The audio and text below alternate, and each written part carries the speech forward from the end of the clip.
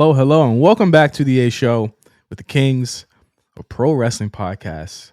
I am Justin, the birthday boy, here with Meelz. What's up, Meelz? Happy birthday, bro. I'm here recovering from a cold, but I'm still here somehow. I feel like I've been powered by Wrestlemania. I'm recovering also from from beating the cold's ass. Like I was like, I gotta beat this cold's ass. So I preemptively whipped the cold's ass before it got to like peak. You know, like when you're like, I'm feeling it coming on, and most people are like, I'm not gonna do nothing about it. I'm gonna let it hit. I said, nah. I think we caught something from doing a 5-hour show last week. Yeah. Which, in my opinion, no, actually, forget the opinion. That will never happen again. Just a sidebar, everyone. Shout out to everyone who loved it. Shout out to everyone who listened. Shout out to everyone who was like, thank you guys for putting out this thing and blah, blah, blah, blah. It will never be 5 hours again. I'm just letting you guys know. Massive and like such a huge audio file that like, and we just talk. there were like moment and apologies to like the people who listen and were like, there's a bunch of shit fucked up here. It was such a big file that it was actually crashing Patreon. It was crashing Patreon. And because it was crashing Patreon, it made it so that I had to split the show in two, which made it so that I actually had to make two different versions of the show, one for regular listeners. And again, this isn't a complaint, but I'm just how massive it was. It was nearly a gigabyte of audio that we had. And this is not WAV files. Like, this is standard, regular. Actually, it might be, I don't know. No, it wasn't a WAV file. It wasn't. Yeah, it wasn't. It was with MP3s. And just the amount of stuff that was on there, because remember the way that we edit every audio as separate stems. So I had to like edit everything down. There were just the days that we did it and all of that stuff. Like it was a huge undertaking, way larger than it was before. Even if we had kind of like, and what was even crazier was that people have been DMing me like, I want to get on the show next year, and I'm like. I'm like, oh wow! Like a lot of people have they really do listen to the show. It's really like our most popular show of the year. You know, I agree. You know what we should do? We should get people. While we're both unemployed, let's get people. I got a story to tell you, by the way. But let's get people to let's get people back on the show. We still have our Rumble pool winners. We need to get on the show.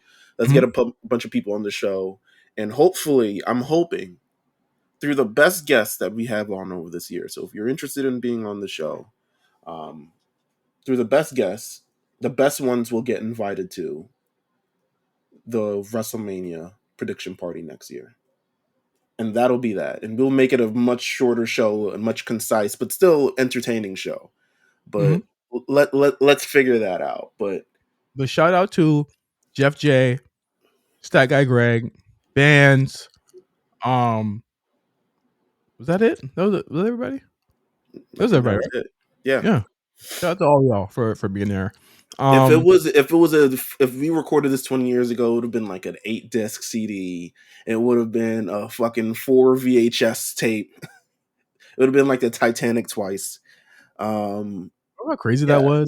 So big, it had 2 discs or 2 tapes. When I saw it was that and Metal Gear Solid for me. I was like, what is going on here? The world getting bigger, man. The world's getting like, we can't fit it on one disc. A game that's not on one disc. What the fuck is this? It's crazy about Metal Gear Solid is that if you played it, like the second disc is like just the rest of that one area.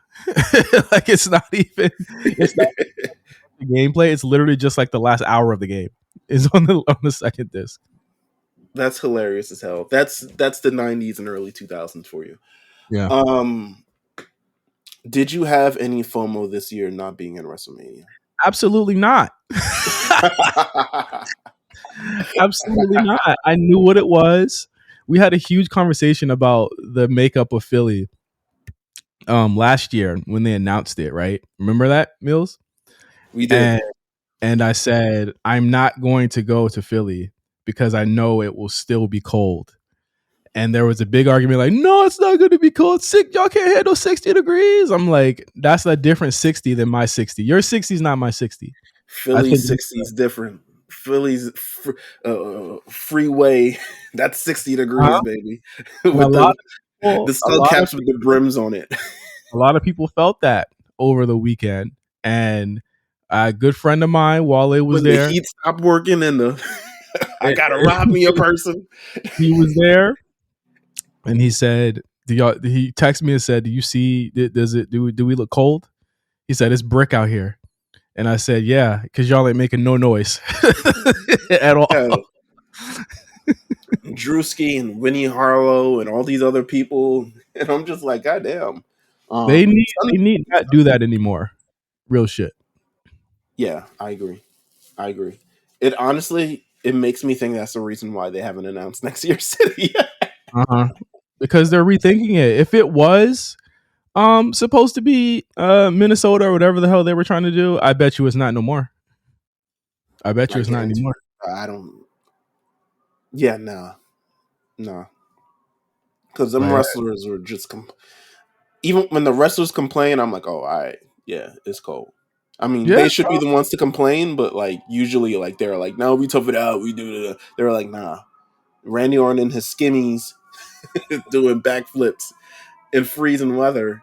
yeah. Um, nah, that's a nah. No sir. I think that you could tell, but as far as FOMO, like I'm I have FOMO for the fact that like I miss seeing the homies. East Coast Mania is so different because a lot of y'all are just like in one area. So like it's a lot easier to get all of y'all together for East Coast Mania than it would be for like any other. Like I would hope that if it comes to the West again, that we could get more people representing. But it's just fun to see everybody get together in one place, and I think that's the only FOMO that I had. But as far as the show, it's been the first time I watched the Mania at home in 3 years, so it was nice. It was a nice change of pace. I wasn't tired as hell, Right. by the end of it. So yeah, Listen, man, it looks fun. I also don't have FOMO. I mean, there's nothing really I can do. I had no. I did, and then I was like, let me see how this job thing turns out. yeah, That was the only thing in my brain for like pretty much when everyone was like, we should get tickets. I was like, let me wait till January. Let me wait till February. Oh, okay, I'm unemployed. Okay. So that's kind of what I wanted to worry about. But yeah, listen, this weekend, overarching thoughts on WrestleMania this weekend. Super successful, super massive, yeah. good time. It felt like um it felt like pages to a book. So I think a lot of people, and we'll talk about night one later. After night one, felt like how are they gonna pull this off for night two? Because night one felt like night twos usually have, right? Like if that makes sense. Like night one Right, for this year felt like the night twos of the past. right, Um, and we were like, okay, but then night two just blows it out of the water because it's you turn the chapter. But one thing about night two was that you saw a lot of the characters from night one return, and I right, thought that was again like you're building a show where the principal characters don't disappear from one night to the next. And I think that was always kind of the challenge with these manias is that you're going to see Roman and Cody one night, right? mm, And you're going to see this person one night, and they're not going to return. But what you have is a cast of characters that they built for the past 365 days that were all throughout the show and treated like stars. So I think that my overarching is that it's one of my favorite manias of all time when looked at in totality. If it's just night one, yeah, maybe what it's not the best. You know what I'm saying? right, right. I think night two on its own to me stands alone. Putting them together, I think it really is probably, if not the best, one of the best manias of all time, just in It was totality. it was really. I think this felt the biggest. This felt like um this felt like a sign of the times. This felt like 40. This felt like, and what is everyone kind of dubbing it now? And I'm not really like the name of it isn't really selling me, but we'll get there. But people are dubbing this as the Paul Levesque era. Yeah, Um, and let's I could talk do about with, that. it. Yeah. Let's Let's, talk about that. let's talk about that. I think this weekend, was really far and away the moment that everyone was waiting for this company to do. Everyone's like, when are they going to say something? When are they Right. going to say something? When are they going to address this? And I of course, I wasn't in that kind of boat. They didn't have to say anything. I think ultimately, at the end of the day, they didn't have to say anything. You know what I Right. mean? But I think in a public facing perspective, I think it's crisis comms done correctly, in a lot of ways, because you send out the people that really make the audience feel safe. Triple H is a character that makes people feel safe. Stephanie McMahon is a character or a person or a personality that makes people feel safe. Paul Heyman, a person or character or personality that makes people feel safe. The Rock is another person that makes me. They trotted out the fave. John Cena. Everyone there was them Mm-hmm. saying, "Hey, it's okay now. We got this." You know what I Right. mean? I think that we keep saying this every year. This is the beginning of the new era. This is the beginning of the new era. This is the beginning of something different. This is beginning, you know what I mean? We've been saying that for years and years since 38. Like we were like, this is a changing of the guard. Finally, for sure, this felt like a changing of the guard. I would also say, like, we felt like SummerSlam 2022 was that too, right? But then he came back. Yeah. Right. Right. But I still count it as the Paul Levesque. All of this is still, well, I don't even want to call it the Paul Levesque era because it seems very. It's like I get it, but also this feels Paul Levesque is a major part of it, but he isn't the only part of it. You know what I'm Right. saying? And a lot of it is the savviness of Nick Khan. A lot of this is kind of like the talent that's also on the roster. A lot of this is the kind of minds working behind the scenes to make this kind of feel really crossover, really breakthrough, really defining culture at this time. And this was the most viewed WrestleMania. We talked about this last week. Judging from kind of like everything that they put down, um, social wise, every Mm, day there was fucking something. mm. Every day. I was like, God damn, I get like, we got an interview here, we got an interview there. Michael Cole's hosting this. The Pat McAfee shows at WWE World. WWE World, by the way, seemed like a Look great. crazy. That was I'm lying. That was the FOMO shit because we got terrible everything last year in LA, and now in Philly got everything. But go ahead. Sorry. No, WWE World looked amazing, but they had so much. They would not stop letting you know it was WrestleMania season.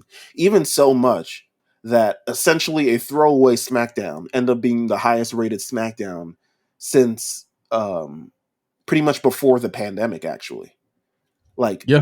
as it's still at the beginning of Fox's term on SmackDown. It was like that. It's like 2 months afterwards, as they were starting to Mhm. decline. To be honest with you, Mhm. but the fact that SmackDown almost 2.6 million viewers, Crazy. it's nuts. They had a stranglehold on this week. They let you know they did this thing properly, and I give my props to all their PR, and I give their props to all their marketing, and kind of like everyone who's really like, yo, let's make this as big as possible. Let's come up with all these great ideas. Let's do this live content thing. Let's make this as massive as possible. And I really think like this is And really a stepping stone for them to get bigger. To be honest with here's you, the thing: you were worried about there being too much, and to there be still was fair, too much.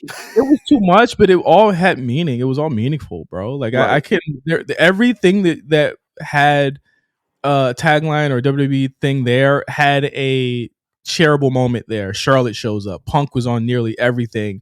Even like the kickoff thing kind of has some cool stuff. I like that they do those kickoff things. I think the kickoff things are cool and they add another hype. It's like the UFC. It's very UFC like the weigh-ins.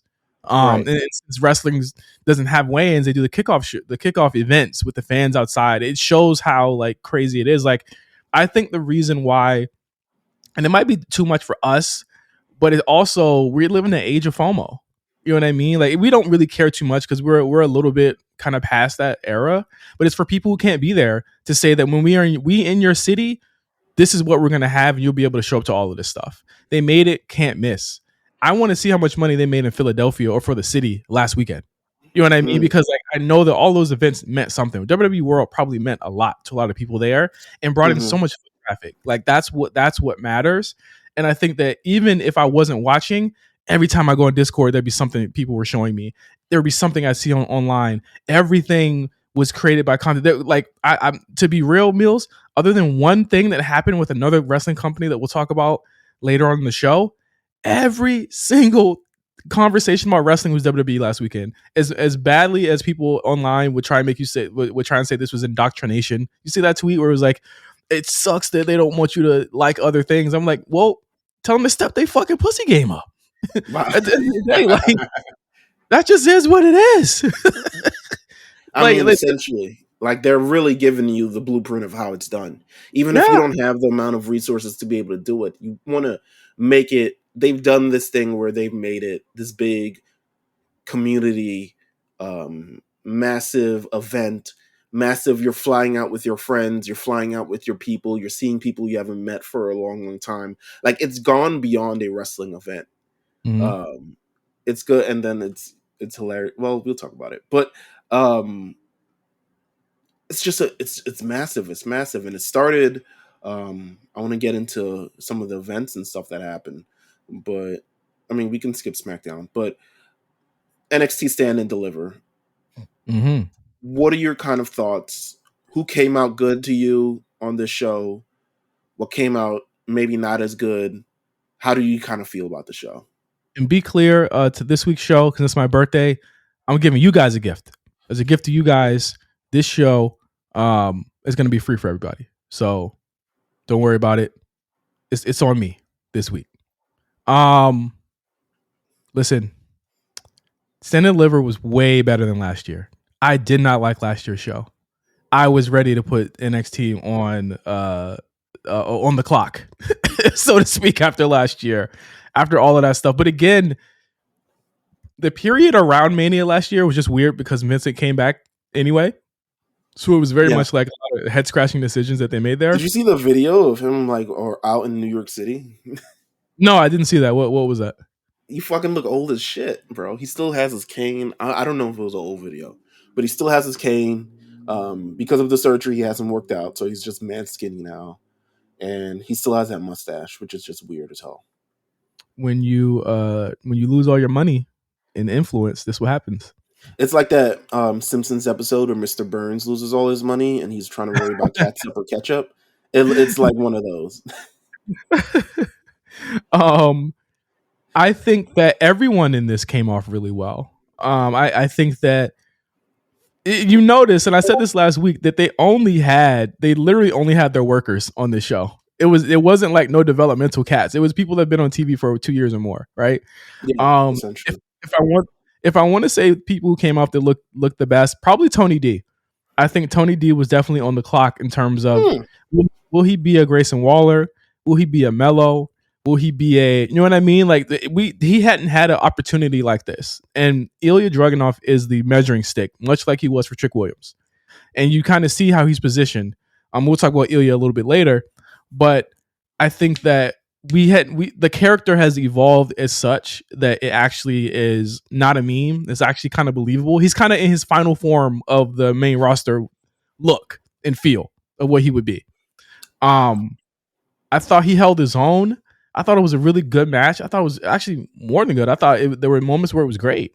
But I think that he showed me the most out of everything. And then probably second to that is probably fucking Dijak goes without saying, but I thought that Josh Briggs showed a lot. And that triple threat was amazing. But I think everyone really came off really well though. I think so as well. I think it's interesting how much the show was centered around Trick and Carmelo. I don't think that was their. I think they could have a better match, is what I'm saying. But I thought the moment itself was good. Tony D did great work. To me, it was passable. To me, it's like I'm still looking. I think when they have that next match, he's gonna take. I want him to like turn the heat up more. Like turn it up more. Like this is you got to meet the moment with this kind of thing. Like this is why you're not in the main event. Show people why you in the main, not in the fucking. You should be in the main event of this shit. Like, so I thought all the women did amazing. I thought all the women killed it. That 6-woman tag was fire. Hey, I said Roxanne, Lyra. They had women's match of the year for like 24 hours. was like, shit. Yeah, I was like, yo, I gotta beat that. And then they cleared it in Yeah, 24 yeah. hours. So But they did a great job, and like you said, the triple yeah. threat match as well, amazing. Like this was, these people knew what weekend it was and how to meet the weekend. So they did a great job with this. It's the highest, attended NXT show ever, which is just like 16,000 people for NXT. Mm-hmm. Like, come on. It's not for a show that hasn't been doing great in ratings. I think again, the idea of the WWE being in your town means you have to see it. But I also think that like again, we're in a moment where it's time for them to shuffle the deck, and I think that this was a show where we're gonna see a lot of people for the last time. Right. But yeah, So yeah, like you said, it was part of the package thing. Like SmackDown, I mean, SmackDown, Raw, they brought out the tiny stages for those. They were like, "Listen, mhm. we got too many niggas in here." I You know what like I'm the saying? tiny stages because it gives attitude era to me. Like I like the tiny stages, man. Like I really fuck with them. It feels like, oh, it feels like money in a different way. Mm-hmm. Um, so that we had a couple hours break. I'm trying to recover my life. Um, Wrestlemania, it begins. We get a lot of great stuff here on this day one, but also, some not great stuff on day one. Just one Um, not thing. I so- I've never been more sad to be wrong in my life. Honestly. Let's kick things off. I want to actually go through. It's WrestleMania. We can go through it match by match. We don't have to spend too much time on every match, but we can go through it match by match. Um, Rhea Ripley versus Becky Lynch. Rhea Ripley defeats Becky Lynch to retain the Women's World Championship. Mm, Didn't I tell you, bro? you Didn't I did? tell you? It was Rhea When I Ripley when I time, saw the baby. book when I saw the book roll out, I say, yeah. And then it When they was revealed that Becky had strep throat, I was like, "What is she doing here?" when they revealed that, I said, oh, they're not gonna go that hard then. It's already 45 degrees. This is where you kind of started to see that it was the energy was like very cold in Mm, the building. And I was like, oh, I don't know how this is gonna go. It felt very much like this is the first of many to me, this match. yeah, no, I agree. And to me, like, I felt like this match had another. It didn't feel like the end all kind of cataclysmic thing that happened last year with Rhea with Charlotte. Um, but Mhm. because of the circumstances, I do feel like they did a great job given what was there, given how cold it was, given a lot of things. Shout out to New York City Mhm. behind me. Um, Mhm. but solid match. Yeah, it was I'm solid. giving it solid by their standards. Great in other standards, but like solid by their standards. I think they got Let's another gear and they can pull it out. let's do A show ratings, okay? From Oh A wow. from A to D. Oh That's the A okay. show ratings. Because we the A, of course, A show to D. What do you give this match? I give it a B plus. I'm gonna give it. I give it a B. I give it a Okay, B. Yeah, solid. solid. Did the Yep, thing. Um, 6-pack tag team ladder match. We finally got what we wanted. yep. I also called. I was A Town Down Under or something. I also called. I was like, holy fuck! I didn't think they would actually do it, but hell yeah. Mills booking Um, coming through. That's how you know it's the best mania ever because they I finally listening to your ass. was like, A Town Down Under. They'd only like SmackDown tag team worth a damn. A Town Down Under. It's weird reading this on fucking Wikipedia. It says A Town Down Under and the Awesome Truth defeated Judgment Day DIY, New Day, and New Catch Republic by retrieving the SmackDown and Raw championships respectively. How did you feel like this match went and how it was coordinated? Do you feel like it was probably the best way to go about it? It was with all them damn teams. I almost forgot the New Day was in it. Um, I did like that they picked up the SmackDown ones very quickly because that brand clearly has very little storylines going Right. for it, so they got to kind of build them. I could see a lot of things coming out of A Town Down Under, being tag champions. I could see Pretty Deadly turning face. I could see, of course, New Catch Republic. I could see the Profits. of course, going after them at this point. There's a lot of meat of the bone there, but there were none of those teams in that match. So like, other than the New Catch Republic, so like, I get it. They pretty much didn't do anything after they won it, huh? No, they went through a ladder, and that was kind of that. Yeah. The and then to be honest with you, I'm gonna keep it a buck. I don't remember the specifics about anything in this match. I remember. There I was that remember ladder spot that Drewski responded to, for the Gargano did. Big spot for right. them. I remember Tommaso Ciampa jumping off the ladder, doing his move, his Emerald Fusion move, and that's really kind of it. Not to say that it was a bad match, but I guess there's so many multi-man ladder matches that have existed. Like they all kind of just the spots kind of just blur together. Um, but with that said, very entertaining match. It did what it was supposed to do. I would give this. I mean, it's not bad. B minus. Yeah, B minus. I would give that too, bro. I give that. I give that up too. Okay, all right. Um, Here we have presented by what was this presented by Agua Fresca? Yeah, I got fit. My wife laughed at this so much, and that's the funny thing about it is that like some people would look at that as like, oh my god, this is the worst thing ever. I'm like, y'all do know that they got to sell to people. Like some people are not gonna be rocking with Miller Lite. You know what I mean? Some people are gonna rock with Agua Fresca or chicken. Just is Listen, what it is. I'm a damn. Should I say this on here?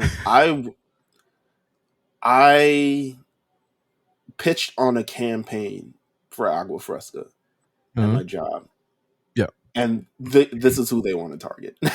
Yeah. And the thing about it is they target it because when you target, when you target certain demographics, they will buy it. 18 to 20, 18 to 36, 18 to 24, whatever, they will buy it. Like I again, you have to remember these people who comment on it, they have never had like real jobs in their life. Right, right. So The only thing I would have done with the Wingstop, I would have flagged the buckets of chicken. I would have said we could put something else there. maybe just the That's what. logo.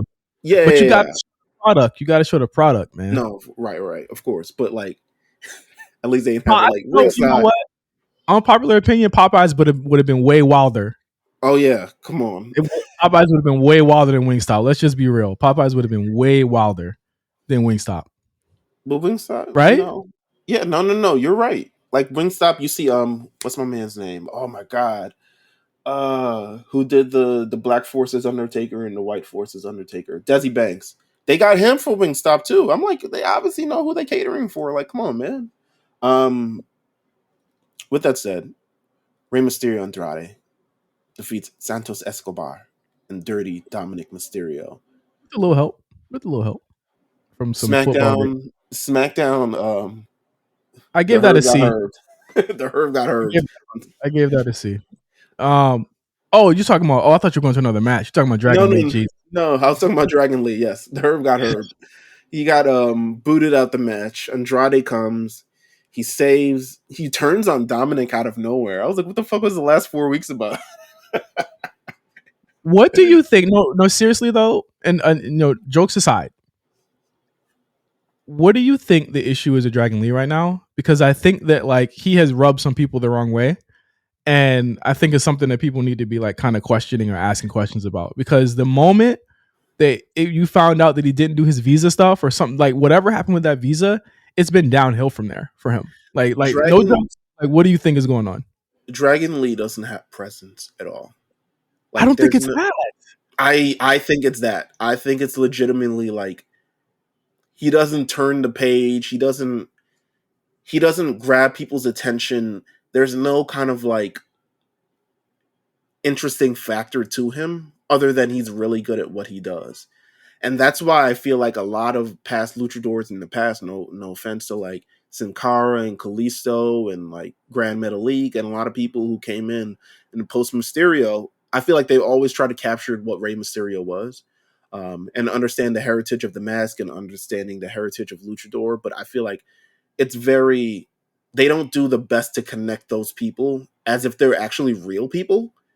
Um, other than like he's a luchador, he comes from this, he's looked up to Rey Mysterio. It's all like kind of like that. I feel like they need to present him in a way that's actually like he's a person, who's cool, who does things, and isn't just like Rey Mysterio's like buddy. You know what I'm saying? Um, I just feel like he hasn't connected in any kind of way. Yeah. And I think that like I really think he's in the doghouse. This is doghouse booking 101. Seriously, it's doghouse booking 101. I think that the way that they present him is just not the way they present other new talent. Tiffany Stratton doesn't even get treated like this. I Like, mean, I want to see more out of him though. I mean, he gets opportunities. It's not like he's not fucking there, but it's just to me it reminds me of like what they've done with Apollo in the past, and even some instances what they do with Ricochet in the past. Like they know that this guy's talented, and they want to give him the opportunity to be able to show off that talent, but also it has to connect. And right? usually that's where things kind of like fall short. But Andrade, He looked good. honestly, I thought. he looked good. I'm not sure if he connects, but he looked good. I think that that's why they're kind of slowly sliding him back with Zelina, because that was the one. And the thing is, that is Triple H kind of big braining it in a good Right. way. I think that you get him back with the person where you get him back to who brought him to the game. And Zelina for sure brought him to the game. And I think getting them back together is the best thing that you could do. Also, it's very likely that I feel like it's also very likely that Dragon Lee was never supposed to be in this match. Like True.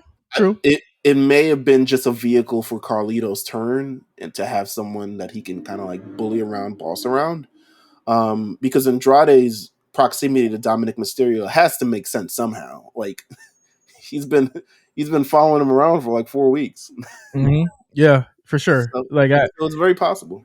I thought the Ray and Andrade tag team moves were also dope. I loved everything about that. That Again, crossbody? Come on yeah, now. I was like, what the that was fuck was hard. that? That was hard. I'm all for babyface Andrade. I think he's going to be dope. I think pitting him with I like the Latin King storyline. All right, I think that the loyalty storyline is pretty cool, and I like that they're continuing it. I agree. And shout to everyone. They're doing this thing now where everyone is kind of like you're a part of the match no matter what. Everyone comes out in their gear. Everyone comes does like cool things. Like, yeah, Yeah, and I mean, in the end, you know what I mean. Rey Mysterio comes out on top. He said, I ain't putting nobody over at Mania. Maybe SmackDown, maybe a couple little house shows. I'm not putting nobody over at Mania, not even my own son. I for sure thought that the heels were going to win. That did not happen, but good look for Dominic. Good look for the LWO. I mean, this essentially turned into like an AEW match midway through with just everyone doing shit. So, really cool. I really fuck with it. absolutely.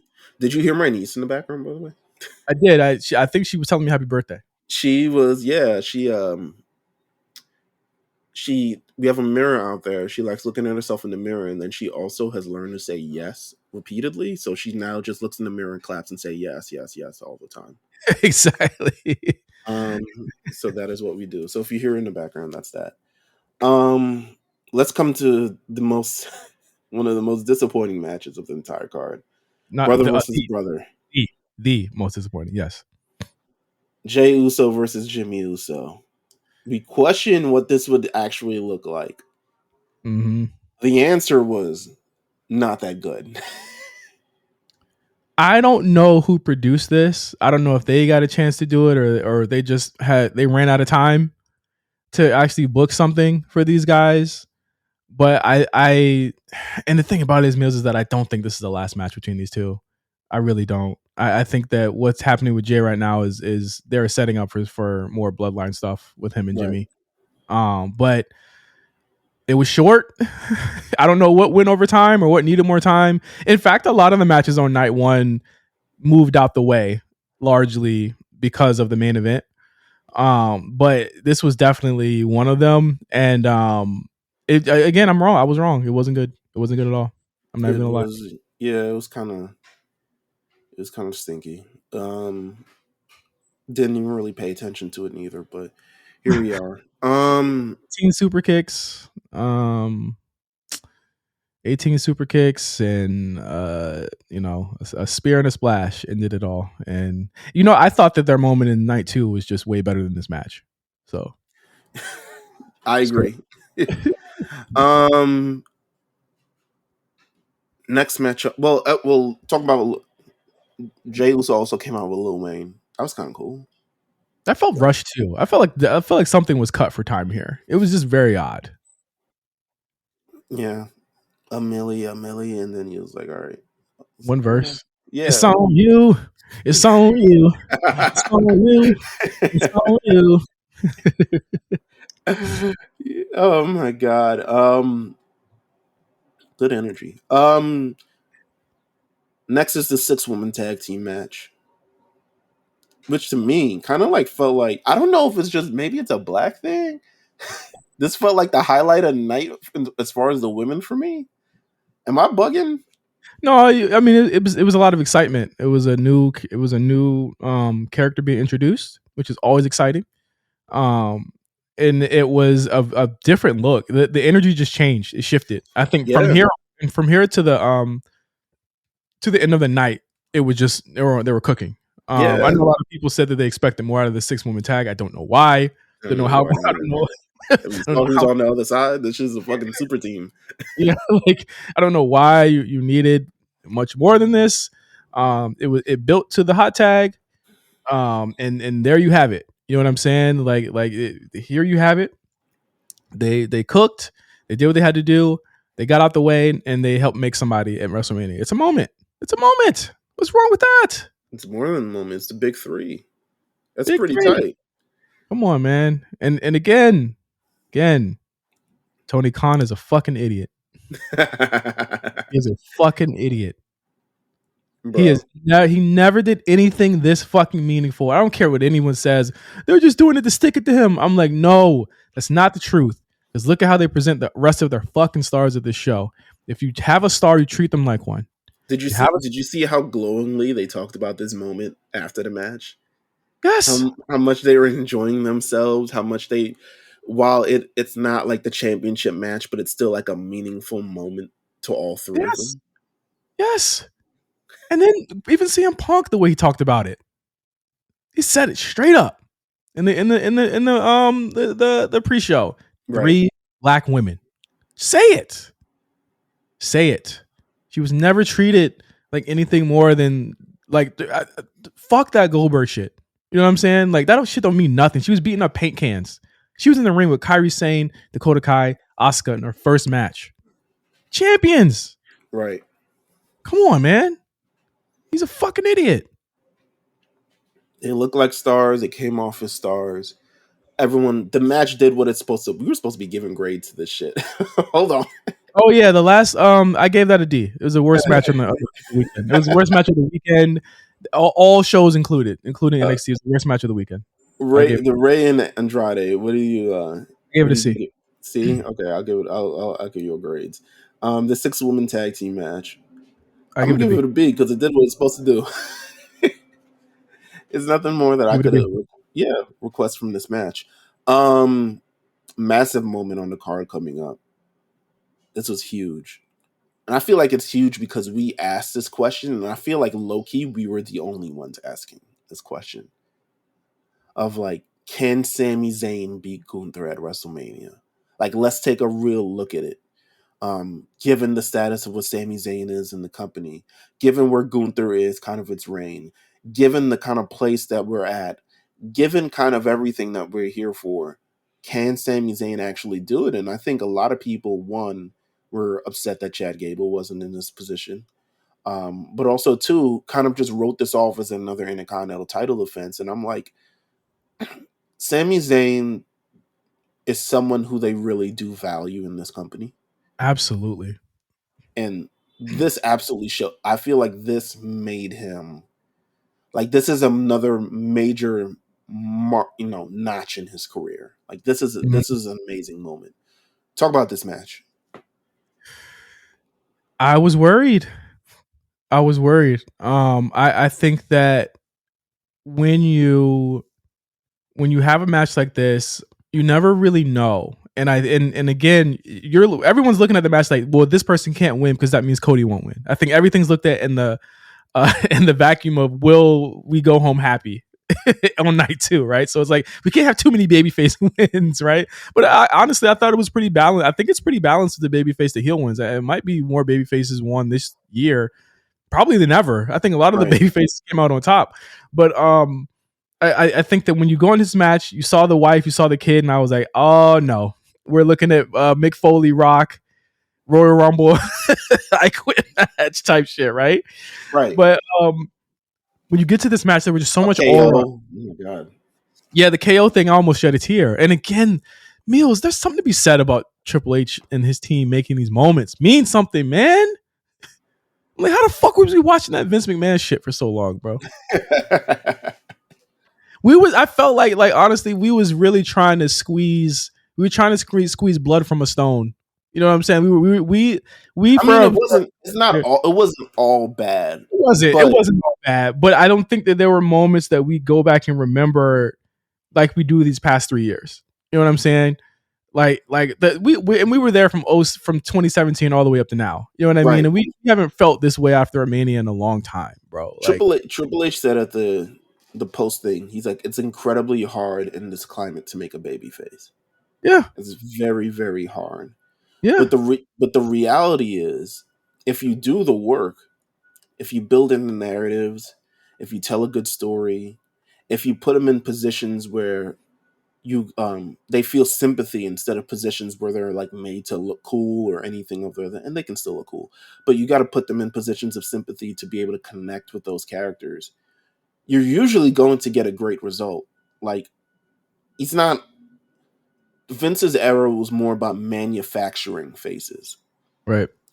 Using this formula that they use when it worked for Hulk Hogan, and then again they used it for Bret Hart, and then they try to use it again for Stone Cold and all the John Cena and all these other things like that. Where H is now focused on compelling stories, narratives, and connections, and it's all over this card. And this is really the culmination of one of those big moments. Sami Zayn defeated Gunther in an incredible match, and he got his ass whooped. But and I knew I picked Sammy to win because I just felt right, but I also knew that Gunther was acting in ways he had never acted before. He was cocky. And again, what makes the most sense, Meelz, is that they it's that they have been building the cocky Gunther reign for months. For months. He has been this way. And again with Vince wise on the Miz and all this other shit like that.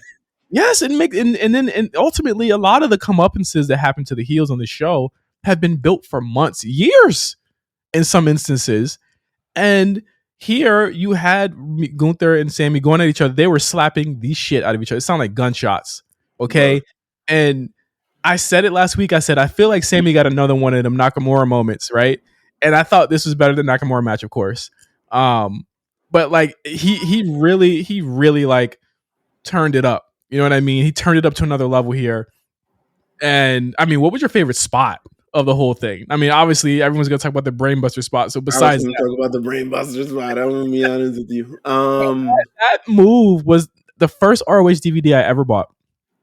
He did that. It was their I believe it was their debut, or maybe one or two matches that of him and Kevin Steen's first match in the ROH.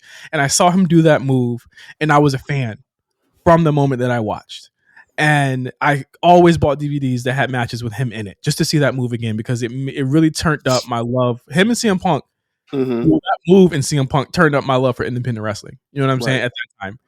And seeing that again on such a big stage, I said, oh, Vince is gone. Like, for real gone.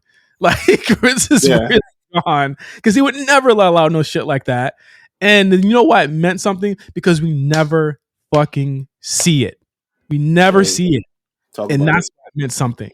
We don't see it every week. And that's why it meant something. We only see it every month. This is legitimately the first time he said it in WWE. Yeah. It made me think I was getting a package power driver, and I said, oh, hold on, nigga.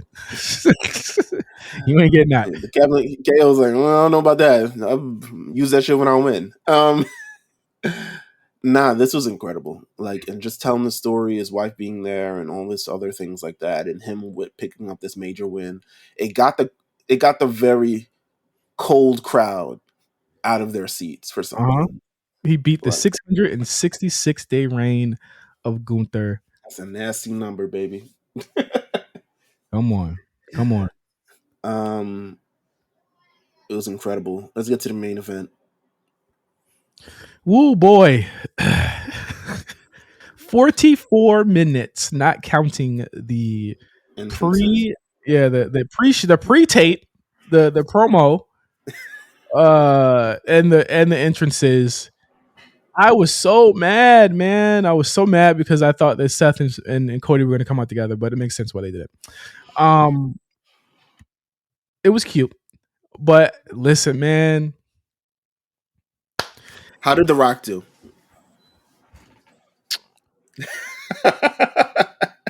Hold on. That's what I want to know. What did we get the Sammy Gunther match? I thought it was match of the night. I gave it an A Oh, plus. yeah, give it an A+ for sure. For sure. But listen, man. Um, I felt he was good in moments where he didn't have to do a bunch of the running and stuff. Like they did a lot of stuff to protect him. I will say that, and I don't think the match was bad. It was not a net bad. I'm gonna give it an A because I thought it did what it needed to do. It was drama. There was drama. There was work with the three: Cody, Seth, and Roman. They were working. They were working real hard. I would say this is probably the most shocked I am at Roman Reigns because he was working his ass off all weekend. He was great. He came into Mania the best shape of his life. Absolutely. He looked like 2021 Roman again this weekend. Like he knew he was ready for the assignment. And I think that when you're a top guy like that, when it's time to do the work, he really showed up. And and kudos to him. And I'll say it again before we even when we talk about the main event, like he did everything he needed to do to make this feel like it was the crowning of a new era, right? Right. I think with Rock, it was him hitting his moments and hitting his spots because ultimately he wasn't in the match that much, but he was always affecting it on the outside. The belt slap, dragging the ref out, getting all that stuff out of there. I would have liked more dissension. Like the spear to the Rock part was amazing. Okay, and to me, that's when the match turned up. This nigga's a fool. That's when it turned up, and it was like, okay, he's turning up here. It could have shaved 15 minutes off. I thought it went a little long. It was losing the people that were in my house watching. It was losing them at like the 15-minute mark with all the rest holds. I was like, is he tired already? Like all of that shit. Like it was a lot, but I thought that when he was time for hit his spots, taking that Cody cutter the way he did was awesome. Taking the stomp was awesome. Again, his selling is what was not bad. I think that just the in between stuff, I was like, okay, he's moving a little bit more gingerly than I thought. But ultimately, it happened the way that we thought it did, in the exact way we expected it to, with Rock pinning Cody at the end of the match. To me, this was again one of those matches that just does what it's supposed to do. Like it just did.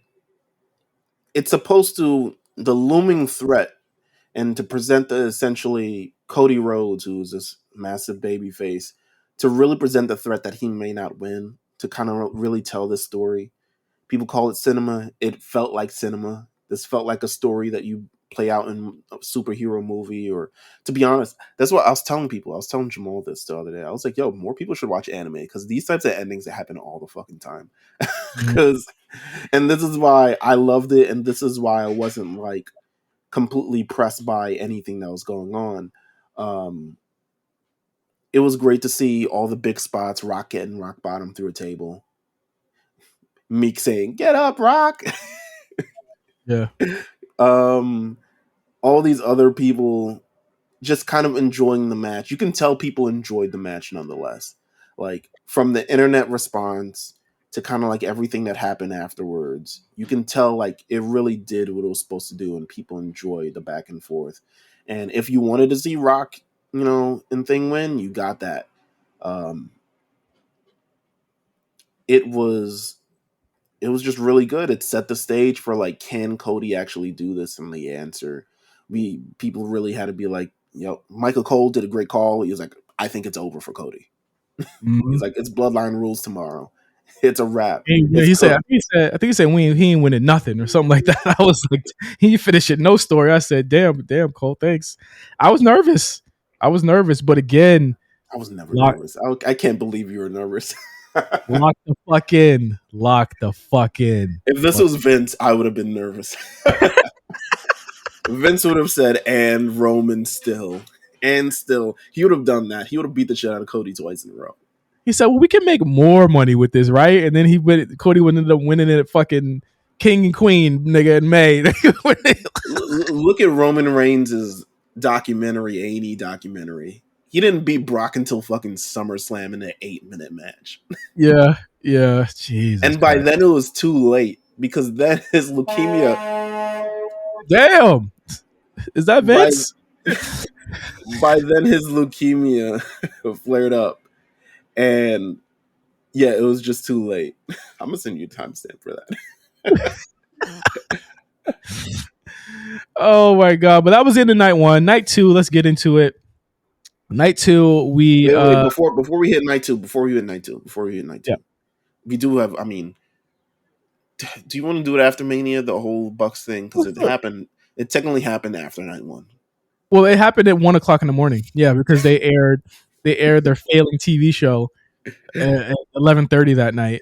After the college basketball game, they aired Collision, which people actually watched. That's the shit. They had Collision on when you calling your booty call over, bro. Raw AM and shit, nigga.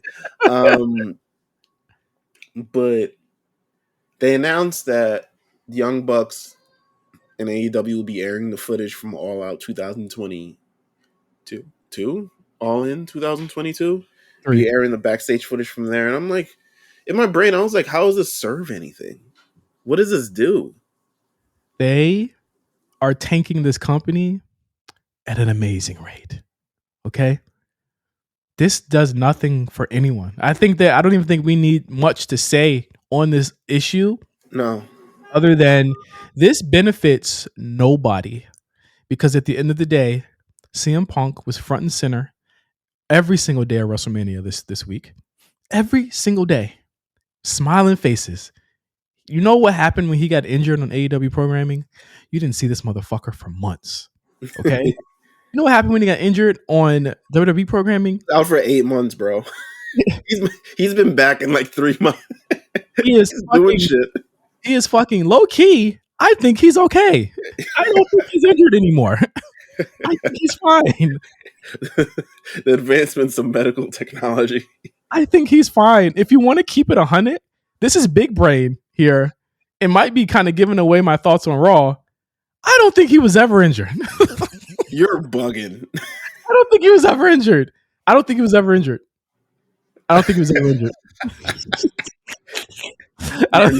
You're nuts. We're gonna find out. On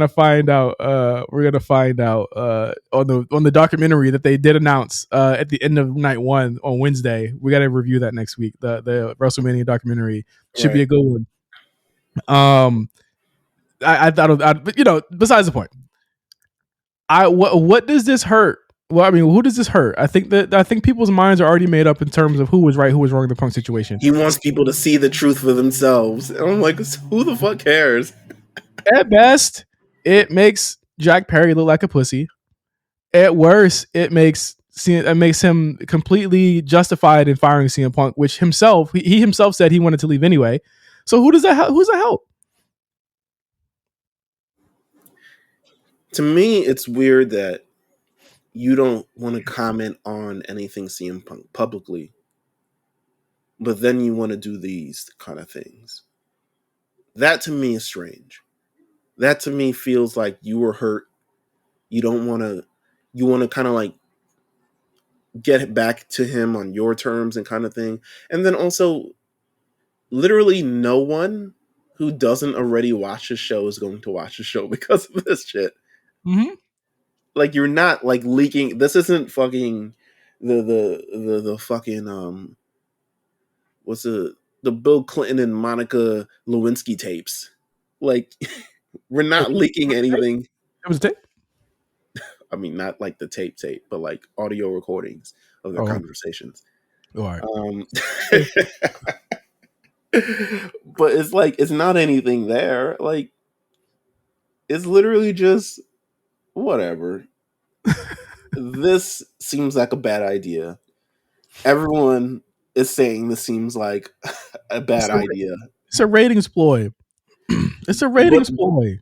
and the publications who are just like they're not being shy about it. It's a ratings ploy. It's like, yeah, but this is still a bad. I don't see the benefit of it, but I don't know. We'll see what happens, right? Like, Yeah, what are we gonna see? GTV footage of him beating up people in the fucking thing? Like,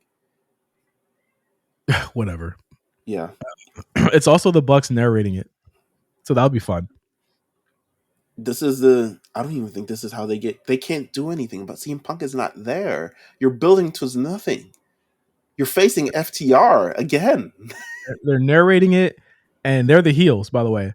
They're narrating it, and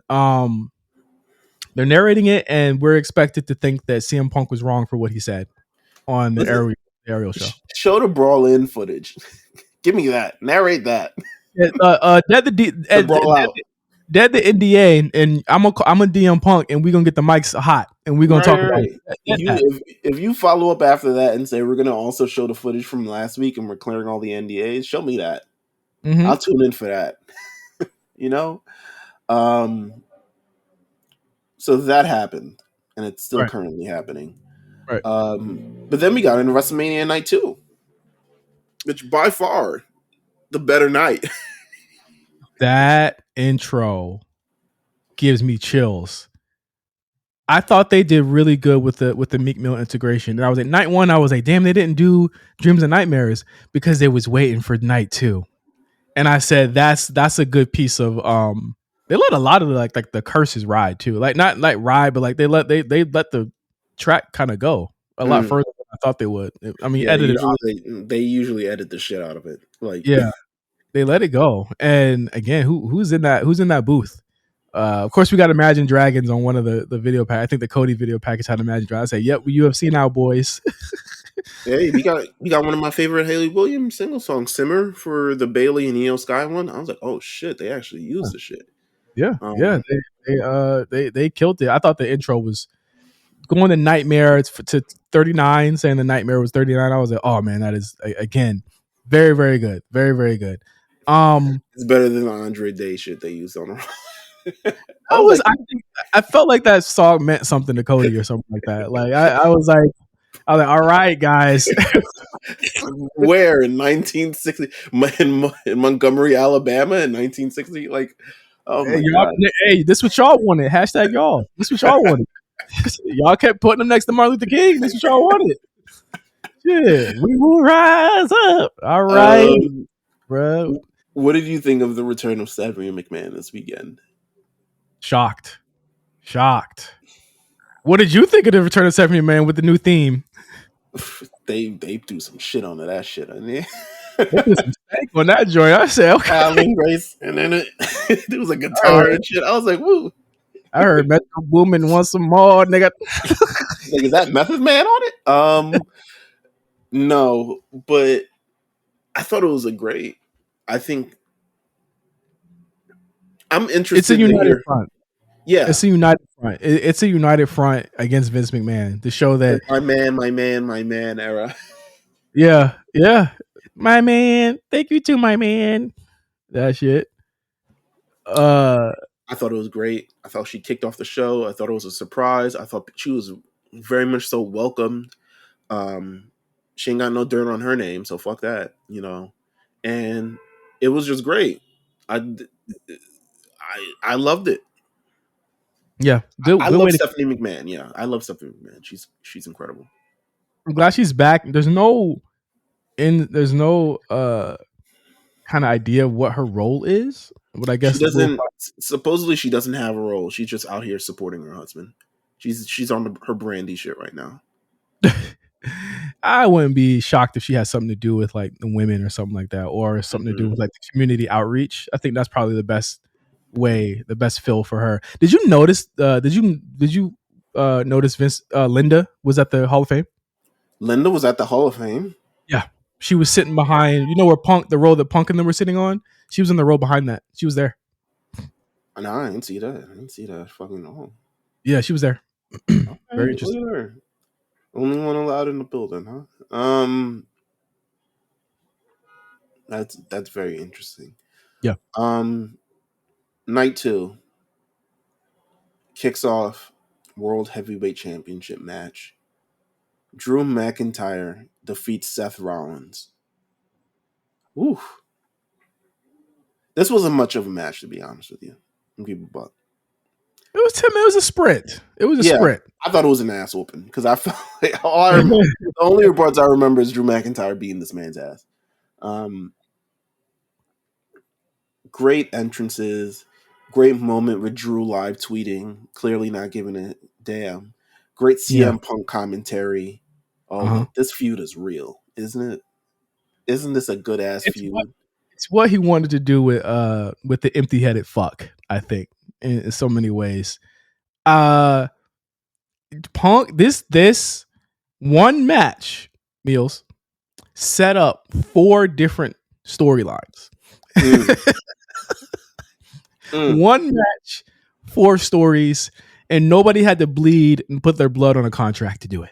Right? So you have Drew versus Punk. You already have Seth versus Punk. You have Drew versus Damian. You have Punk potentially versus Damian. You have Punk and Drew and Seth all going against each other. If that's the idea and whatever they do with the draft, which we'll just go ahead and say it now, the draft is in 2 weeks. mm-hmm. If that's what they're doing and they keep all these guys on one show, that's your summer right there. Right. Built that. Honestly, that's your year built out right there with a couple of people in between for each guy. I think that's great. I think again we're starting to see the fruits of what Triple H says that he plans these things out 6 to 8 months ahead, and I think he already has a plan for what's going to happen with these guys, and I'm very much kind of fucking with it. You had Drew here, 10-minute match, lots of claymores. Seth again clearly selling what happened to him the night before. But it Seth still to took me, 4 Claremores to beat him, which is crazy. Seth to me is like the MVP of both nights Mm, because if you want to talk about somebody who lost everything in order to give, in this instance he sacrificed everything to give 2 people a moment. right. You know what I mean? And Drew and Damian, but later on we'll talk about it again. But I love the moment where he tells Drew, "You fucking deserve it, man." You know what I mean? And he's crying and Drew hit him in the face hard way. He had a black eye. Like he really did hit him with one of those claymores. But Mm. CM Punk, Drew gets in his face. CM Punk says, "I can't hear you because I got cans on," and trips him, takes his cast off. How far away do you think Punk is from being fully physical in the ring? Okay. I was going to say they wouldn't allow him to do this if he wasn't clear anyway. But Thank I you. do think that, Yeah. well, but also I do think they would allow him to do this shit because they allow whoever they want to be able to do certain, like, this is the Rock cussing of the Uh-huh. medical part. This is like him Yeah. getting the leeway to be able to do a little bit more physical things, even though he isn't fully, like, hasn't been fully cleared to wrestle in the ring yet. But I do think, How do you think this is different from when Vince asked him to come back when he was hurt? oh, this is way different. He was more, he was more crotchety and angry then. He was like, "Yo, Yeah. I'm fucking hurt." Yeah. Yeah. My nigga, which fair enough because he was working. I think it's because he didn't get that day off for his friend's thing. Yeah. Um, and then they were like, "Can you come back early?" And he was like, "Fuck you." But here, he wanted to be so much part of this moment, and he was a major part of this moment. Like Drew really got this is CM Punk having to watch Drew McIntyre win the championship. He was supposed to pretty much win maybe in a match that he was supposed to be competing in. You're essentially watching the man who pretty much took you out accomplish all the things you didn't want to, and as Drew's trying to put him in his face, CM Punk, who is absolutely petty, takes him out, and then we hear the music of Judgment Day, Mm-hmm. and down comes Damian Priest in all his locks, um, if you want to call it that, which I guess he wouldn't, but The cash in. Great time to do it. Fuck it. Yeah, I was like, oh, maybe it Raw After Mania, and I said, you know what, this is actually best because again, Drew's obsession with Punk takes him down. Awesome. Yeah. Awesome. The big thing with Drew's character is his unwillingness to kind of notice that he is the creator of all of his own downfalls. And I think that's the different type of heel than what we've seen, right? Like we've never really seen a heel like this before. Right. And now we're getting to an area where like now it's actively, he is becoming the arbiter of his own fate and poking the bear that is CM Punk. And here we see he loses the title. And to me, it makes him a bigger heel. I agree. He's kind of, to me, getting to that like top heel space. And I think that's where we're going to have a lot of fun with Drew McIntyre in the coming months. I'm looking forward to CM Punk being back, and I'm looking forward to this feud so much. Because this is the pettiest shit. This is the most hater fucking feud that I've ever seen in my life. Like, they're costing them championships, costing them the Royal Rumble, costing them moments. They're like, yo, fuck you. I loved it. I loved the kickoff of this show. Not to be followed up by this. The Pride versus the Final Testament. Special guest referee Bubba Ray Dudley. Looking like Alex Jones. I want to ask you this question. Who was the MVP of this match? 4K. Karrion Kross. Fuck out of here. It was Snoop Dogg. Karrion Kross. Oh, yeah, him too. He was all right. Karrion Kross. Karrion Kross. What you mean? I think they were all six having a lot of fun doing that, and I felt that they were all having, except maybe Bobby Lashley because he felt like he should have been Cody, but I he was having fun in that match, especially like Karrion being basically like, I'll be the guy to take all the bumps because I think that that shit meant a lot to him. Yeah. Especially looking at like his promo afterwards, talking about his first times. I think really need to start airing some of the stuff that he does on the digital exclusives because those are really good promos. I don't understand why they don't air them, but there's a promo he has afterwards where he says, he talks about why he said he got what he deserved at Mania. And he said that I got what I deserved because the first time I went to Philadelphia, I beat up Tommy Dreamer and a bunch of his friends. Mm-hmm. And so this was my comeuppance for doing that. So, he was like, you know what? Hats off to them. I deserve this. But I also win still, you feel me? Wink, wink, because Bobby got to see Montez pick up the win at the biggest night of the year. And I said, oh, he's putting the seeds of descent down, brother. This is the second time he's mentioned Montez outshadowing Bobby Lashley. So there you have it. 4K, Dave. Oh, also, I give Snoop Dogg Seth, was the best part of this match. I give Seth Drew a B. I give this match a B. I thought it was fun. It was what it needed to be. I give this match whatever Snoop Dogg gives this match. I can't tell you, because I've mentioned it so much, I cannot tell you how much I enjoy Snoop Dogg commentating on stuff. Whether it be boxing, whether it be this, whether it be videos. The fact he's just around at every WrestleMania. He said, don't put your glasses on, Bubba. Oh, no. That's the table they got from Grandma's house. See? Watch out, girl. That's metal. You know what I'm saying? I was like, what? Shout out B-Fab and Scarlett, too. Again, getting their own moment as well. That was pretty cool, too. Camera damn near lost that spot. They were like a second late. They called them as it was like, the cameraman said, they're not really about to do this, right? And then it was like, no, they are. Go get them. And then Snoop Dogg said, what happened over there? Oh, Lord, what happened over there? That was amazing. Next matchup, LA Knight versus AJ Styles, man. What better the than hell? Better than it had any right to be. Wow. They started in a sprint. It felt like there was some real hatred there. I for one also don't think this is going to be the last match between these two. This is the first match. There's no way it could be. AJ, again, another person who's in the best shape of his life, and he's also moving insanely well for all the mileage on his body and how slow he was moving the years before. Right. I thought he just looked great in this match. LA was working, brother. I was like, damn. Damn, To brother. me, this was a match of two people who gave a damn. Like they Yeah. cared. They really were like, "Yo, we want to make this match feel special, look special, all types of other things."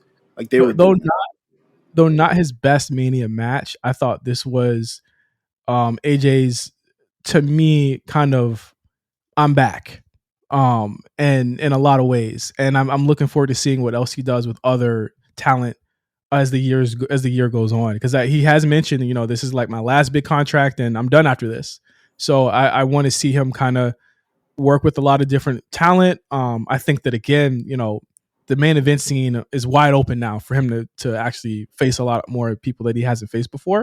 it. But it's going to be really cool to see. LA Knight picks up the win here. A good thing. It was a good thing to do to give him the win. I thought I'm gonna it get was a I'm gonna choice. get us a B plus. I feel like they did really good. It was a B plus. It was a B plus. It was Yeah, great. I I felt don't like think they. it wasn't sloppy. It wasn't bad. I thought that it was perfectly what it needed to be. And it was a brawling type match, which works in LA's favor. And it's also something that AJ Styles can do because he's so multifaceted. Absolutely. Next matchup, triple threat match for the United States Championship. Logan Paul Mm-hmm. with I Show Speed. Arr, arr, arr. Yeah, Nick. I was like, what the fuck?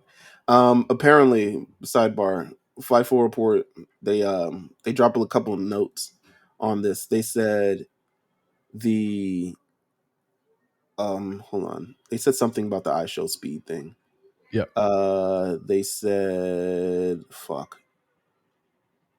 Essentially was that the all the great press and attention they got from it ended up not to, ended up superseding the fact that he cussed so much on fucking Peacock. They were like, all right, we'll take it. Whatever. He just did what he's supposed to do.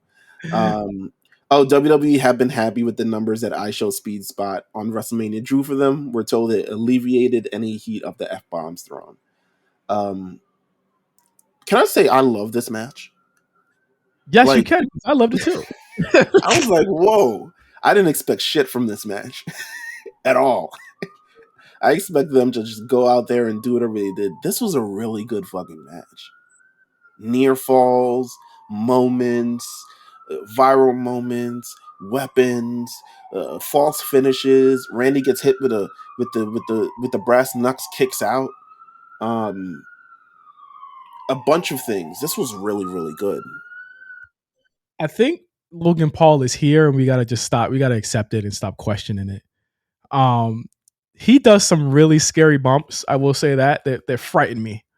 That top rope suplex spot with KO. KO is a master for because I think that at certain times Logan kind of gets scared to take the drops Right, sometimes. Same with Ricochet from 2 years ago, and right. then it was like, just do it. I got you. You know what I mean? Like it is there is some fear there, but I think that the broad strokes, it worked, and I think that they booked, like, to me, Randy Orton in an NXT paced match, because this is exactly what this shit was. It was NXT pacing. Randy Orton in this position is wild. Like, it is crazy how good he was in something fast paced, but also for someone who is like a little bit more limited than he used to be, for him to still be able to hang. And KO did his job. I mean, he kicked out of a fucking brass knuckle spot. Randy Orton did. That was Yeah, nuts. There were some kickouts there, but I think that, again, the right person won. I think that you're going into a space where Logan Paul is they're giving him the reps as a champion. And I mean, I fully believe what he says. He said it on Pat McAfee's show. He said wrestling is the I'm super. He's like, this is my thing. I want to do this. You know what I mean? And it's different from your Bad Bunnies. It's different from your Ronda Rouseys. It's different from all of those. In that, like, he kind of is showing up, is showing out. I like. Would you say he's better than Ronda in the ring? yeah, yeah. No offense, but yeah. Like Ronda's pretty good, but yeah, Logan's better. Logan is actually better. Low key, I'm giving this match an A. It's an A. It's an A. It's It's an an A. A. Everyone did what they supposed to do. I enjoyed it. Everything like that. To be honest with you, it's pretty much like low key A's from here. That's how good the second night was. Like everything was Yes. hitting in a different way. Like it just we're getting to the next match now, which is Bailey finally defeats Io Sky for the WWE Women's Championship. Um, we had a great, kind of like back and forth match. It was a great moment for Bailey. First of all, I think everyone sings her praises. Triple H sang her praises. Everyone was talking about, this should have been the main event. Blah, blah, blah, blah. Nonetheless, we got the moment. Bailey got the moment she was supposed to get. This match was incredible.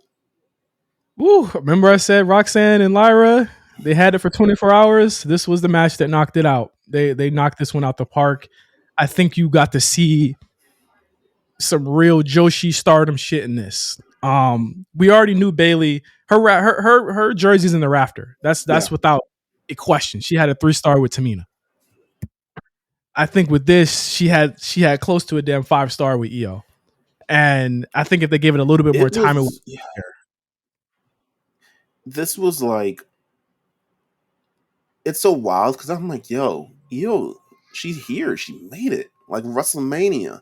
Like, that's like me a number of years ago when AJ Styles made it to WrestleMania. I was like, Io Scott really made it to WrestleMania. She's walking in the champion, big time match right before the main event. Have this the flip thing. Come on now. The counter to the Rose Plant. I'll never see anything that incredible. So I was like, it's over. And I said, wait, it's not over? That was bad bitchery on another level. That was. Bro, people sleep on Io because she doesn't defend a lot, or she didn't defend a lot, but she's still one of them ones. And I think that in terms of this title run, it did a lot for her. I really do think it did. She, to me, is definitely still at the top of the women's division as well in terms of performers. I think that she proved that she could hang. You got to think, this is her first WrestleMania singles match, Meelz.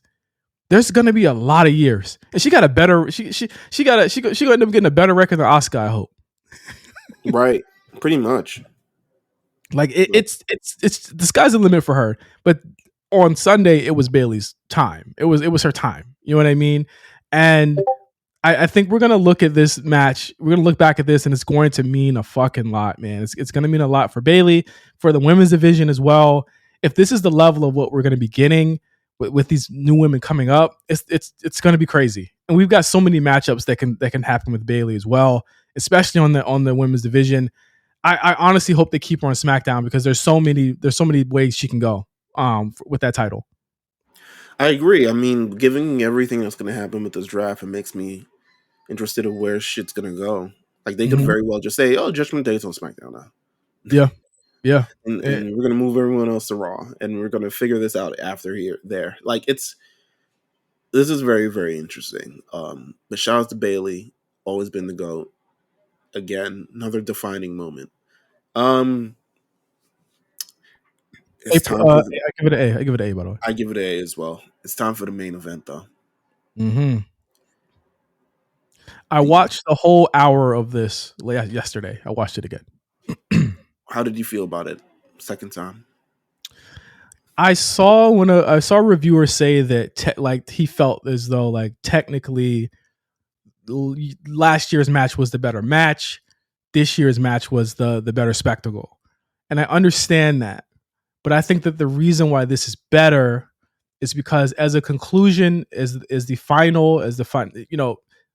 finality of it makes it better to me. I feel like last year was very much the beginning of a story, and as an ending of a story, the callbacks on this match are amazing. And these are the reasons why I think that it's great. It was a 3-act structure, Meelz. Yeah. And the acts were broken up by the crossroads. They were broken up by the crossroads that he was not able to hit, right? Last year, he couldn't hit the third one. He hit 1, he hit 2, he couldn't hit the third one. This year, he hit the first one, Jimmy comes out. Right. That's a moment, part of the structure. They continue having the match. They had like a 15-minute match before all of the stuff like started happening also. He hit 2 of them, and he said, well, last year I hit 2. Let me look behind me to my left. Let me look to my right. Solo comes out the other way. that moment happens. That moment was crazy because he took the spear spike, and I said, "Holy shit!" Yeah. But kicks out of that too, and then you have the rigmarole of the second act happening, and then the third act is where it ends with the three. And I think that everything in between that mattered because it in a way that pro wrestling rarely ever does. And I think of the Kenny Omega Tetsuya Naito G1 finals match where he does the finishers of all of the Bullet Club members before him, right? And that to me is a structure where it pays to know what happened before and to pay homage to what was before. This match paid homage to at least 20 to 30 years of WrestleMania history, Cody's history, Roman's history. Okay. All of that in one. This was the better match. This was, to me, one of the best WWE matches I've ever seen in my life. And I think it was superior. I think it's superior to the first one in every way because of those things. So I think both matches are supposed to be just essentially painting a different kind of picture, right? Like you can't really replicate, or nor do you really want to replicate the match that you had before. I think of like when you think of these WrestleMania main event rematches, one that stands out to me in the most recent one, to be honest with you, is the John Cena versus The Rock one, where essentially, other than the finish, you really can't tell me what happened in either match. yeah, I think with Triple H's booking, and we've seen him do this a couple years later, or at least a couple years earlier, he did it with a series with The Undertaker. He had a really intense match, the first one, and then he kind of changed the way, just how it was artistically presented in the second one with that Hell in a Cell. I think this Bloodline Rules thing was to tell a story in a different, unique way that stands out on its own in terms of like when you think of these matches. When you think of the WrestleMania 39 match, you'll never get it confused with the WrestleMania 40 match. You'll never, just from visually of how it looks and genuinely how you feel about it, you won't feel the exact same way after both matches. And I think that was a very intentional point with how they put this all together. The spectacle of this, I kind of wonder sometimes, is like, do they go into this knowing these are also going to be viral moments, and let's have this like viral moment within the match? Because the John Cena thing, the Undertaker thing, all that stuff made viral, incredibly viral moments. It was this match was incredible. yeah. In a just amazing way. And I was texting you throughout the whole thing. I yeah, was because nuts. I can't believe you didn't think Cody was gonna. Well, not that you didn't think Cody was gonna win, but you're just like, I'm scared. I'm just like, I don't know, bro. Like this feels very Cody coded. It finally ended. Everything. Yeah, They did everything. They did everything. I mean, we knew it would be like the revolving door of guest spots. Jay and Jimmy paying that off. You know, the Rock coming at Cena coming out. That was pop of the night until literally 2 minutes later, right? Like it was everyone coming in to like kind of make this a bigger moment. And I've seen a lot of people say like, oh, well, you know, this specific part didn't make sense or whatever. I'm just like, listen, it all made sense because they made it make sense. You know what I mean? Like it all made sense because they forced it to at that moment. If it wasn't going to be Austin, that's fine. They got Undertaker. He'll do anything for a check, right? right. But it still got the moment. You know what I'm saying? It still popped it off. Austin ain't the type of person that would do that if like that's not his character. That's not his character to kind of like. I never thought he was fucking do that. If it's not really about like him. Like, yeah, it's not about him. You know what I mean? Like Taker was to me. Taker was like, remember the tape fists? You know what I mean? And all that stuff. Like he was the locker room, like kind of like he was the Judgment Day of the locker room at one time, and then Roman also beat him at 33. Rock and him had there was history there. You know what I mean? And they brought all of that back. The Cena Rock Austin Hogan moment where they're basically saying, this is our Hogan. and this is still The Rock. You know what I mean? That was cool. It was, again, the meeting of the guys. It was all top guys in that ring between top guys. It wasn't like no BS. You feel me? And special shout out to Roman Reigns. I said it in night one. He came to work. He came to fucking work. They were Right. working. That was real fucking work. Him hitting the crossroads. This move sucks. This move ain't beat nobody. And he's looking at Paul saying, Paul said, he said, I just want to rub it in his face. He was like, "As you can, my tribal chief." I thought that was fucking great.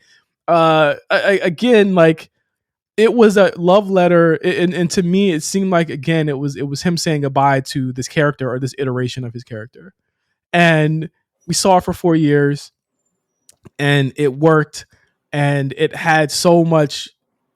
Again, our numbers, WWE's numbers have never been better. I'm pretty sure every podcast on Earth's numbers have never been better because of him. Yeah. This was some big movie shit, bro. Yeah. Like, this is all the heroes coming together to beat the massive villain at the end. And even at, like, near the end, he brings out that other bigger villain to kind of like, oh my god, the odds are stacked against him in this way.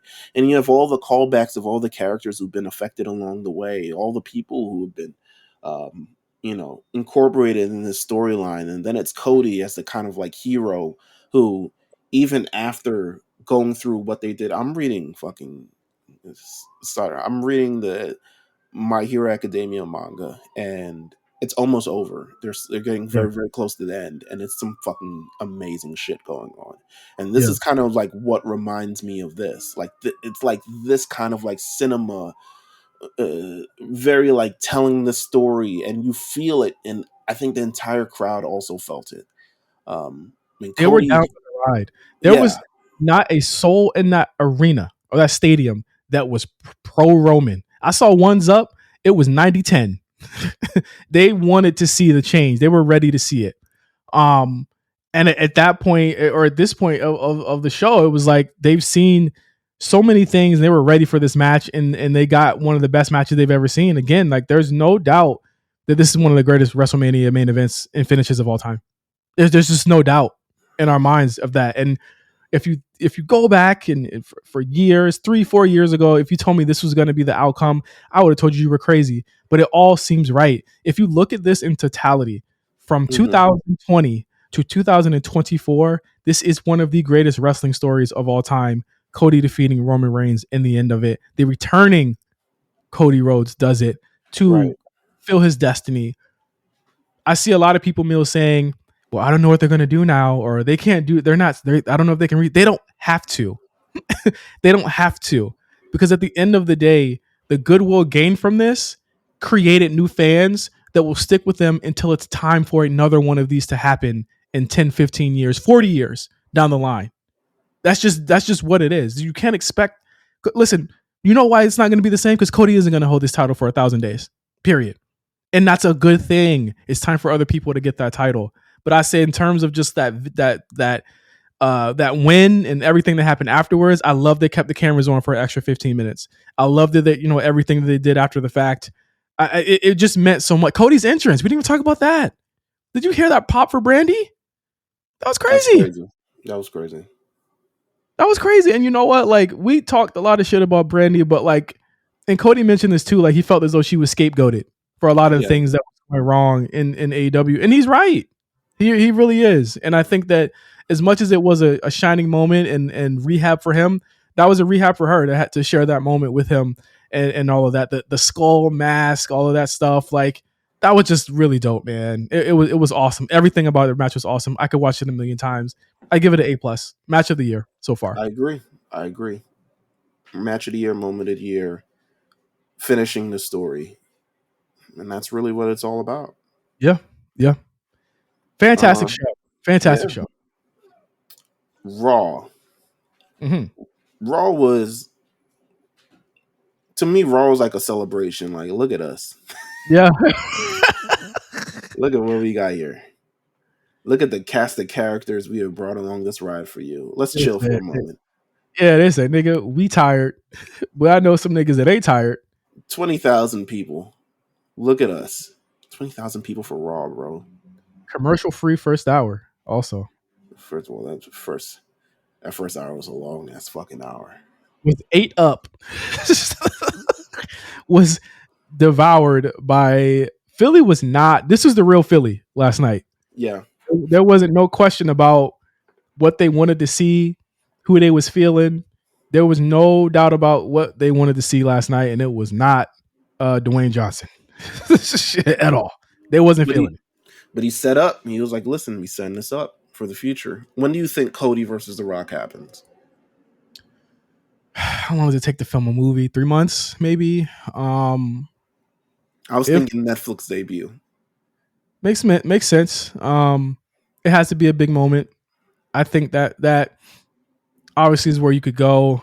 The only issue is with that Meelz is that I don't want to like. Is Rock going to be at Mania again next year? And I think he will be. is Cody Rock the Mania main event? And in which case you'll say Rock takes it from him on Raw, and then he gets it back at Mania, right? I think Rock, Cody, Netflix, Roman is not happy with The Rock. I think we're heading towards Roman Rock next year. Okay, okay. And I think this is just a stop along the way. This is like, yo, what the fuck are you doing? I Like, honestly think Roman will stay heel also for the foreseeable future. I do, or at the very least, falling apart. You know what I I don't mean? know Like who's the big. I guess who, if Roman wasn't heel, who would be the biggest heel on the show? on SmackDown, On just in WWE, it might be Drew. Drew Logan.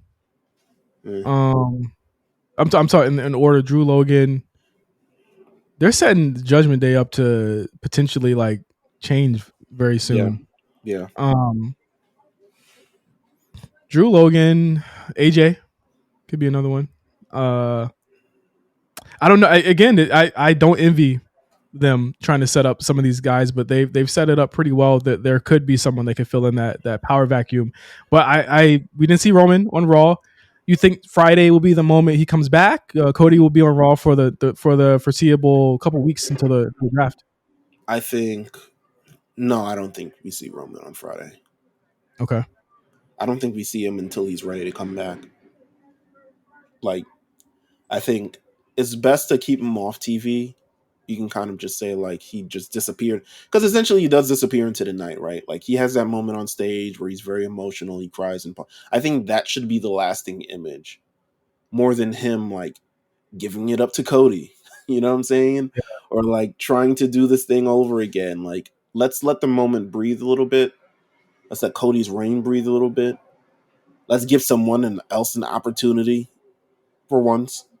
Mhm. And then he can always figure his way back into the picture. The moment he comes back, he's back in the picture. So I don't think he has anything to worry about. Um, but Cody with that championship looked weird as hell. I was like, boy, look at that. It's too big for you, bro. And like not weird like to me in a bad way, but weird, but like No, damn, I've never like seen this. I right. haven't seen this in a while. I don't really know how to feel. I don't know how to feel. It feels very odd. It feels like we're in a new era almost. But what'd you feel about the Rock segment in general? It went about 40 minutes. Um, of course, Cody gets his victory lap, and that goes uninterrupted. And I think that for something as big as that I'm completely fine with that. The Rock, though, aimless, doesn't even. Yeah, I was like, what was the point of this? But I think it only went longer because of the crowd, to be honest with you. Yeah. Like I think it really did. But yeah, I didn't know where the fuck he handed him some $7 or some shit like that. I don't know. What was Um that? What was that? yeah, I don't fucking know. You'd think they would tell us, but I don't know. Story, I guess, right? I thought when he got to the point, it was good. When he got to like the, you Let know, me can I hold that? and people were Yeah. like, no, yeah, like there was this is awkward chance. Like I thought that That was was like awkward. it was, but again, you kind of got to let him do what he wants to do. I'm just like, all right, again, this what y'all wanted. Hashtag This y'all is the wanted this. part is I think it's just part of the this is Rock declaring that he's going for the world title. He couldn't really before because he acknowledged his tribal chief. But now this is The Rock like really trying it on, seeing how it feels, and saying, you know what, I like this. Will That's this ruffle the feathers of one Roman Reigns at that it point? has to. Yeah. It has to. He's seeing himself usurped again. So Um, we'll see how it goes. Um, but this Raw really wasn't. It wasn't really like a thing. Like it was. it was better than last year. Like, come on, Yeah, it was better than last year. But I'm talking about like lots of major. I mean, it had storyline advancements for a few things, but it wasn't like crazy, crazy. but they have been working these niggas for so long over the week. I completely understand and I salute them. Like Cody, this is the only segment you saw Cody for the rest of the night, and I said I Yeah, completely understood. Seth wasn't even on the show. Completely understood. he's out for the They, next they 4 weeks supposedly. oh he is Yeah, there was a report that he's going to sit out for the next 4 weeks. good. He looked hurt at the end Yeah, of the at the end of the show. He looked we didn't even legitimately. talk about the handshake, but the handshake was big. Yeah, the handshake was big, and I'm glad that that was the moment the show ended on. Yeah, But again, I mentioned his sacrifices. We didn't even mention the chair shot, the callback. Again, Roman's defining moment of the character that he became ends up being his undoing again. Again, just the layers of how that works. He could have hit Cody, but he chose to stick it to Seth one more time, and that was his undoing. And I thought that that was an incredibly poetic way to end that. You know, with Cody letting go of all the things that held him back, and Roman still not being able to let go of his, and right. just incredible, just really, really incredible. Um, damn, no Seth for 4 weeks. Becky too, huh? Or they just letting her recover? I'm just assuming it's going to be Becky too, but I don't Okay. know. I don't know. Um, I figure a lot of these people we can see when the draft starts drafting again. Yep. But because we don't really, Becky don't need to be here. We saw Damian Priest and Judgment Day celebrate their kind of like victory. Their victories. Damian Priest is now the world heavyweight champion. Um, Rhea Ripley still world heavyweight champion in her own right. The main event though crowned a new number one contender for the world heavyweight championship, and that new number one contender is Jey Uso. Really good main event, y'all. Very good. What did you feel about Jey Uso winning though? I was like, what? Okay. All right, cool. All right. Well, I literally, I thought it was gonna be Ricochet. I was like, oh, this is all right. We're speed balling this. This is kind of crazy. Okay. Um, Right. and then it's Jey Uso. I'm like, oh, okay, all right. I guess he's over. Yeah, he's rocking. He got the crowd rocking. I feel him. I How did you feel it's some about it? backlash. It's some backlash. Grant. I again, I think this is all set up for some more bloodline stuff. I don't think Jimmy's done with him yet. It didn't seem You like know, they were going to each yeet, other. yeet. Huh? The wee yeet yeet. I don't know. Yeah. Whatever. Wheat. Wheat. Um, you're fucking retarded. CM Punk costing Drew McIntyre that match though was awesome. Oh yeah, that was great. That was great. That was great. Uh, And again, Punk having the time of his life. They don't need to be putting that footage out. no, that's Let what I'm it saying. go. I'm like, bro, whatever. Let it go. Let's see. Great moment with John Cena, The Miz Yep. and R-Truth defeating Judgment Day. That was awesome. Great NXT debuts. Ilya Ilya declared Dragunov. himself for the draft. He declared himself for the draft as well. Listen, I kind of called it. Uh, I was like, listen, the NXT champion don't mean he not gonna be thing, but if I had to guess, I don't know. Maybe they put on Don. I don't know. Something screwy is going to happen, but remember, NXT people are main roster folks can now be drafted to NXT now. That was the kind of the kind of prevailing Right. idea that a lot of people got from what happened last night. So who knows? It could be very very very very very interesting come the 26th or Right. 27th. Right. of this month. But yeah, again, strong show. It was kind of a hangover show. Just a feel good show to let people go home happy. And I think as far as WrestleMania weekend, I mean, it's without question, it was a success. And I'm fucking on the moon. This is exciting. I'm ready to go for another year in WWE. So yeah. Absolutely. Yeah, this is really awesome. So, great Raw, great WrestleMania, great weekend, just great everything in general. Let's keep looking forward. Let's keep moving forward. Yes, sir. But yeah, that is the show. Gonna get out of here. Enjoy the rest Yep. of my birthday. Absolutely, man. Uh, Enjoy the rest of your birthday, bro.